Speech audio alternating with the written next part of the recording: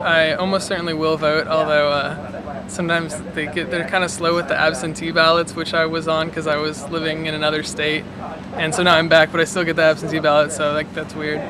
So if it all works out, I will vote. In California, it's kind of a little bit moot, at least on a presidential level. It's kind of, and also on a congressional level. I don't know. My vote rarely makes a difference. I guess I like to feel like civically engaged in some way, but it's true that there's basically no reason for me to.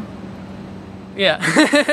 The whole like drone war stuff is something that I'm concerned about. There's this very attractive idea that like if we're flexing our muscle around the world, it means we're still #1 or something. Like, and that's like that's kind of hard to make people not feel that way.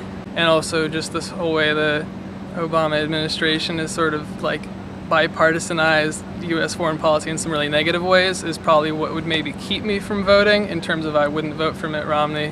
And so I would consider maybe not voting for Barack Obama or voting for like a third-party candidate, just because I think that stuff is pretty bad, but I guess I'm skeptical of what effect any of my actions would have on that. I feel almost demographically in the worst possible situation in being in like the most populous state in politically relatively homogenous districts. You know, like I vote in the East Bay, in Berkeley is where I grew up, and so you know, like our congressman is the same every time. The senators, that's such a machine that like there's not really any access to that. I really don't like our senators, and there's nothing I can do about that. And California will, you know, almost certainly vote for a Democrat unless it's Reagan. So, you know, like, it's like, I totally am sympathetic to the idea that voting can make a difference, and in some like sort of circumstances it absolutely does. I feel like a very small fraction of the votes that I take have consequences.